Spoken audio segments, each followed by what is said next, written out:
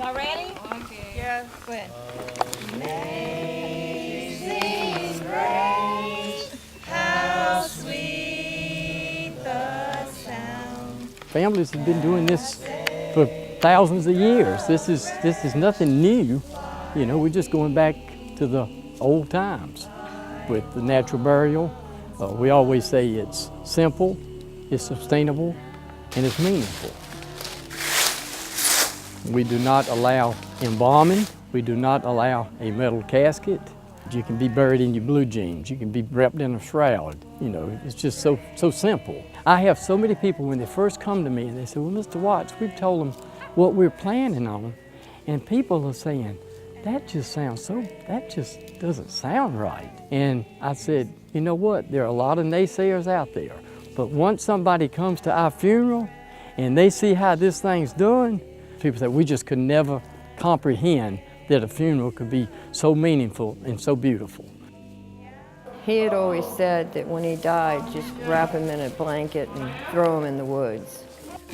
This is the one that I like the best because it wasn't an old cemetery that was trying to add on green.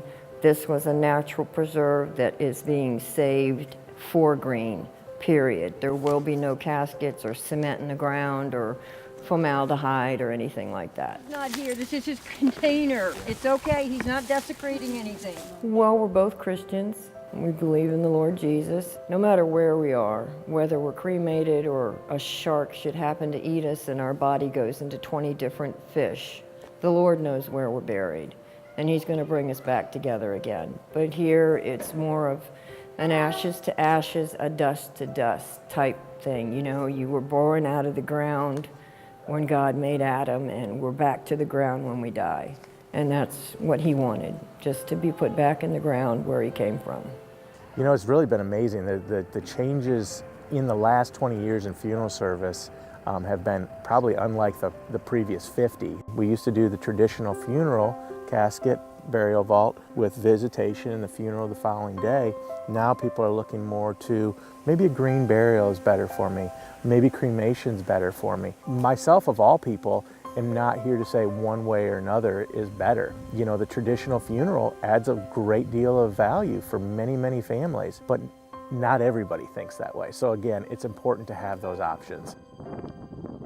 I tell people all the time that if you had no preconception of what to do at death, none at all, and I approached you and a funeral home approached you and a crematory approached you, we'd get everybody's business. This is all common sense. We were designed to go back to the earth. If you believe the Bible, you know that's the case. There's just no purpose in doing any of that other stuff. You're burying money and you're harming the environment in the process.